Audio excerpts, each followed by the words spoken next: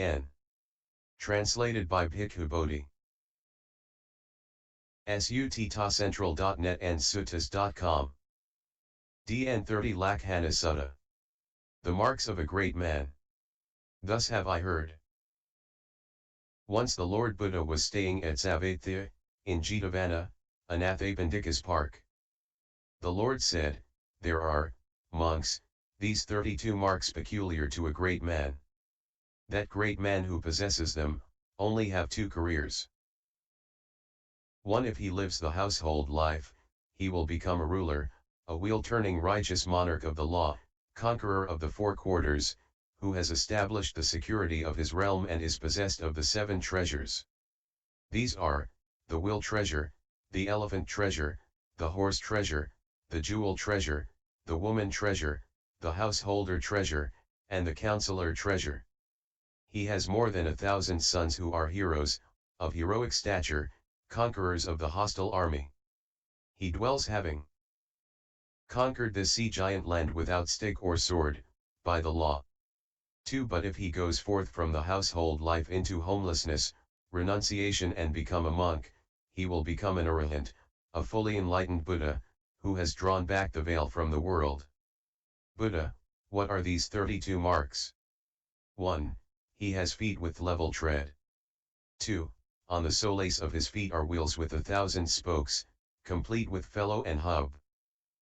3. He has projecting heels. 4. He has long fingers and toes. 5. He has soft and tender hands and feet. 6. His hands and feet are net-like. 7. He has high raised ankles. 8. His legs are like an antelope's. 9. Standing and without bending, he can touch and rub his knees with either hand. 10. His male organs are enclosed in a sheath. 11. His complexion is bright, the color of gold. 12. His skin is delicate and so smooth that no dust can adhere to his body. 13. His body hairs are separate, 1 to each pore. 14. His body hairs grow upwards, each one bluish-black like collyrium, curling in rings to the right. 15. His body is divinely straight. 16. He has the 7 convex surfaces. 17. The front part of his body is like a lion's. 18. There is no hollow between his shoulders. 19. He is proportioned like a banyan tree, the height of his body is the same as the span of his outstretched arms, and conversely. 20. His has evenly rounded chest. 21. He has a perfect sense of taste. 22. He has jaws like a lion's. 23. He has 40 teeth. 24. His teeth are even. 25. There are no spaces between his teeth. 26. His canine teeth are very bright. 27. His tongue is very long. 28. He has a Brahma-like voice, like that of the Karavika bird. 29. His eyes are deep blue. 30. He has eyelashes like a cow's. 31. The hair between his eyes is white and soft like cotton down. 32. His head is like a royal turban. Sages of other communions know these 32 marks, but they do not know the kamic reasons for the gaining of them. Then Buddha explained the role of kama that result in these 32 marks to appear in the great man as well as the resultant benefit of the marks below. Buddha, monks, in whatever former life, former existence, or dwelling place the Tathagata, being born a human being, undertook mighty deeds to good purpose, unwavering in good conduct of body, speech, and thought, in generosity, self-discipline, observance of the fast day, in honoring parents, ascetics, and Brahmins and the head of the clan, and in other highly meritorious acts, by performing that kama, heaping it up lavishly and abundantly. Thus after death he was reborn in a happy state, in a heavenly world, where he was endowed beyond other devas in 10 respects, in length of heavenly life, beauty, happiness, splendor, influence, and in heavenly sights, sounds, smells, tastes and contacts. Falling away from there and coming to be reborn here on earth, he thus acquired this mark of the great man, 1. Feet with level tread, so that he places his foot evenly on the ground, lifts it evenly, and touches the ground evenly with the entire sole. Being endowed with this mark, if he keeps to the household life, he will become a wheel-turning monarch conquering without stick or sword, but by justice, he rules over this earth as far as its ocean boundaries, a land open, uninfested by brigands, free from jungle, powerful, prosperous, happy and free from perils. As a ruler, how does he benefit? He cannot be impeded by any human foe with ill intent. That is his benefit as a ruler. And if he goes forth into homelessness, become a monk, he will become a fully enlightened Buddha. As such, how does he benefit? He cannot be impeded by any enemy or adversary from within or without, from greed, hatred or delusion, nor by any ascetic or Brahmin, any Deva, Mara or Brahma, or any being in the world. That is his benefit as a Buddha. This was what the Lord declared. Buddha, monks, in whatever former life, the Tathagata being born a human being, lived for the happiness of the many, as a dispeller of fright and terror, provider of lawful protection and shelter, supplying all necessities, by performing that karma, he was reborn in a happy state. Falling away from there and coming to be reborn here on earth, he acquired this mark of the great man. 2. On the soles of his feet are wheels of 1,000 spokes, complete with felloe and hub. Being endowed with this mark, if he keeps to the household life, he will become a wheel-turning monarch. As a ruler, how does he benefit? He has a great retinue, he is surrounded by Brahmin householders, citizens and villagers, treasurers, guards, doorkeepers, ministers, tributary kings, tenants-in-chief, and pages. That is his benefit as a ruler. And if he goes forth into homelessness, he will become a fully enlightened Buddha. How does he benefit? He has a large retinue, he is surrounded by monks, nuns, male and female lay followers, devas and humans, asuras, nagas and gandharvas. That is his benefit as a Buddha. This was what the Lord declared. Buddha, monks, in whatever former life, the Tathagata being born a human being, rejecting the taking of life and abstaining from it, and laying aside stick and sword, dwelt, kind and compassionate, having friendship and sympathy for all living beings, by performing that karma, he was reborn in a happy state. Falling away from there and coming to be reborn on earth, he acquired these 3 marks of the great man. 3. Projecting heels, 4. Long fingers and toes, and 15. A divinely straight body. Being endowed with these marks, if he keeps to the household life, as a ruler, how does he benefit? He is long-lived, long-enduring, attaining a great age, and during that time no human foe can possibly take his life. As a Buddha, how does he benefit? He is long-lived, no foe, whether an ascetic or Brahmin, a Deva, Mara or Brahma, or anyone in the world can possibly take his life. That is his benefit as a Buddha. This was what the Lord declared. Buddha, monks, in whatever former life, the Tathagata became a giver of fine food, delicious and tasty, hard and soft, and of drinks. By performing that karma, he was reborn in a heavenly world. Falling away from there and being reborn here on earth, he acquired this mark of the great man. 16. The 7 convex surfaces, on both hands, both feet, both shoulders, and his trunk. Being endowed with this mark, as a ruler, how does he benefit? He receives fine food and drinks. As a Buddha, likewise. This is what the Lord said. Monks, in whatever former life, the Tathagata made himself beloved through the 4 bases of sympathy, generosity, pleasing speech, beneficial conduct, and impartiality, and on returning to this earth he acquired these 2 marks of the great man. 5.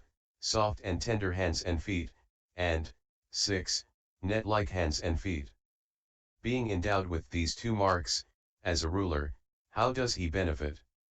All his retinue are well disposed to him, Brahmin householders, citizens, and villagers, treasurers, guards, doorkeepers, and pages. As a Buddha, how does he benefit? All his followers are well disposed to him, monks, nuns, male and female lay followers, devas, and humans, asuras, nagas, gandharvas. That is his benefit as a Buddha. This is what the Lord said. Monks, in whatever former life, the Tathagata became a speaker to the people about their welfare, about Dhamma, explaining this to people and being a bearer of welfare and happiness to beings, a dispenser of Dhamma.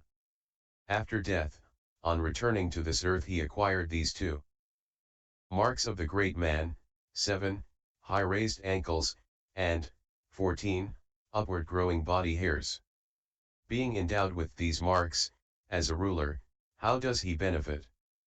He becomes the chief, foremost, highest, supreme among the unrenounced. As a Buddha, he becomes the chief, foremost, highest, supreme among all beings. That is his benefit as a Buddha. This was what the Lord declared. Monks, in whatever former life, the Tathagata became a skilled exponent of a craft, a science, a way of conduct or action, thinking, what can I learn quickly and acquire, quickly practice, without undue weariness. Upon returning to earth after death, he acquires this mark of the great man, 8, legs like an antelope's. Being endowed with this mark, as a ruler he quickly acquires whatever things befit a ruler, the things that pertain to a ruler, delight him and are appropriate to him. As a Buddha, likewise. This was what the Lord declared. Monks, in whatever former life, the Tathagata approached an ascetic or Brahmin and asked, Sir, what is the good, what is the bad? What is blameworthy, what is not? What course is to be followed, what is not? What if I do it, will that cause lasting sorrow and harm, what will lead to my lasting happiness? Ethics. On returning to this earth after, he acquired this mark of the great man, 12, his skin is so delicate and smooth that no dust can adhere to his body. Being endowed with this mark, as a ruler he will be very wise, and among the unrenounced there will be none equal or superior to him in wisdom. As a Buddha he will have great wisdom, extensive wisdom, joyous wisdom, swift wisdom, penetrative wisdom, discerning wisdom, and among all beings there will be none equal to him or superior to him in wisdom. This was what the Lord declared. Monks, in whatever former life, the Tathagata lived without anger, perfectly unruffled, not abusive, or agitated, or wrathful, or aggressive, displaying neither anger nor hatred nor resentment despite critics, but was in the habit of giving away things, generosity. After death, upon returning to this earth, he acquired this mark of the great man. 11. A bright complexion, the color of gold. Being endowed with this mark, as a ruler he will receive such fine stuffs. As a Buddha, likewise. This was what the Lord declared. Monks, in whatever former life, the Tathagata reunited those long-lost family, making them one again with great rejoicing. After death, upon returning to earth he acquired this mark of the great man, 10, his male organs are enclosed in a sheath. Being endowed with this mark, as a ruler he will have numerous sons, more than 1,000 sons, powerfully built heroes, crushers of the enemy host. As a Buddha, likewise. This was what the Lord declared. Monks, in whatever former life, the Tathagata is considerate towards the welfare of people, he knew the nature of each other and knew how each one differed, this one deserves such and such, that one deserves so and so he distinguished them. Thus upon returning to earth he acquired these two marks of the great man, 19, he is proportioned like a banyan tree and, 9, standing, without bending, he can touch and rub his knees with both hands. Being endowed with these marks, as a ruler he would be rich, of great wealth and resources, having a full treasury of gold and silver, all sorts of goods, and his granary will be full of corn. As a Buddha he will be wealthy and rich, and these will be his treasures, faith, morality, moral shame, moral dread, learning, renunciation and wisdom. Monks, in whatever former life the Tathagata, he desired the welfare of the many, their advantage, comfort, freedom from bondage, thinking how they might increase in faith, morality, learning, renunciation, in Dhamma, in wisdom, in wealth and possessions. Thus upon returning to earth he acquired these three marks of the great man. 17. The front part of his body is like a lion's. 18. There is no hollow between his shoulders, and 20. His bust is evenly rounded. Being endowed with these marks, as a ruler he cannot lose anything, wealth and possessions, and he will succeed in all things. As a Buddha he cannot lose anything, faith, morality, learning, renunciation or wisdom, losing nothing, he will succeed in all things.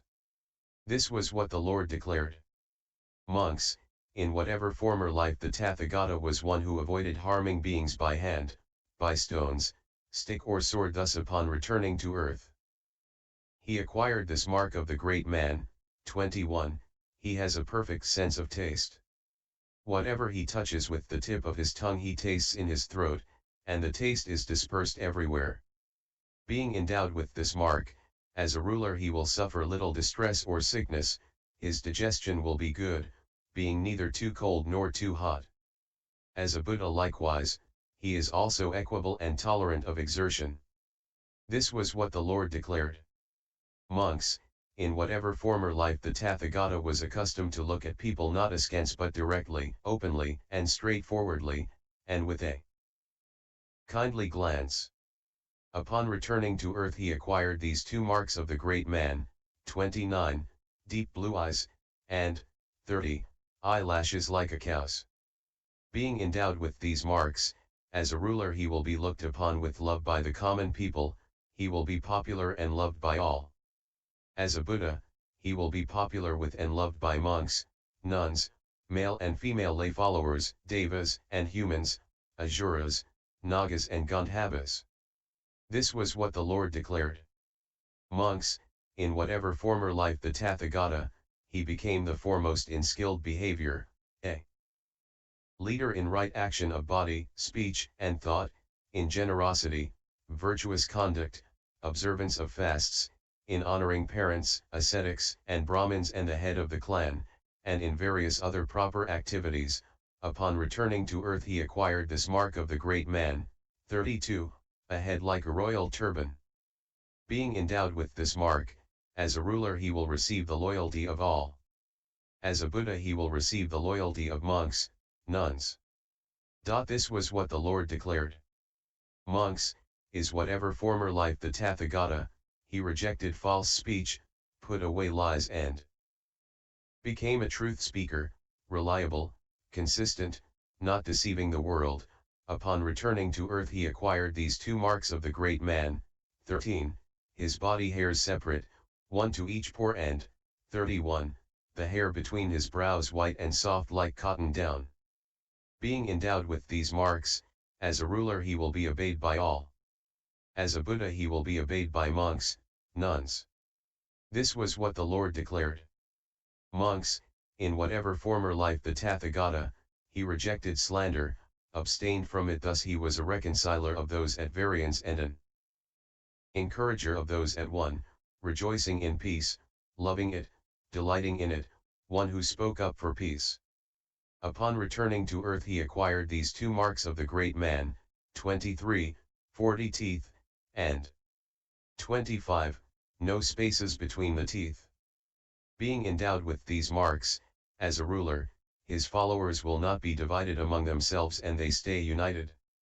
Likewise as a Buddha, his followers, monks, nuns. Will not be divided among themselves. This was what the Lord declared. Monks, in whatever former life the Tathagata, he rejected harsh speech, abstained from it, spoke what was blameless, pleasing to the ear, agreeable, pleasing and attractive to the multitude. Upon returning to earth he acquired these two marks of the great man. 27. His tongue was very long, and 28. he had a Brahma-like voice, like the Karavika bird. Being endowed with these marks, as a ruler he will have a persuasive voice, all his citizens will take his words to heart. As a Buddha, he will also have a persuasive voice, all his monks, nuns, and followers will take his words to heart. This was what the Lord declared. Monks, in whatever former life the Tathagata, he rejected idle chatter, spoke at the right time, what was correct and to the point of Dhamma and discipline, and he spoke only what was beneficial and bound up with profit. Upon returning to earth he acquired this mark of the great man, 22, jaws like a lion's. Being endowed with this mark, as a ruler he cannot be overcome by any human foe or opponent.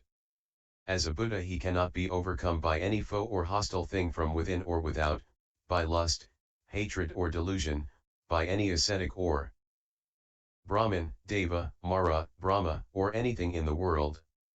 This was what the Lord declared. Monks, in whatever former life the Tathagata, rejected wrong livelihood, lived by right livelihood, refraining from cheating with false weights and measures, from bribery and corruption, deception and insincerity, from wounding, killing, imprisoning, highway robbery, and taking goods by force.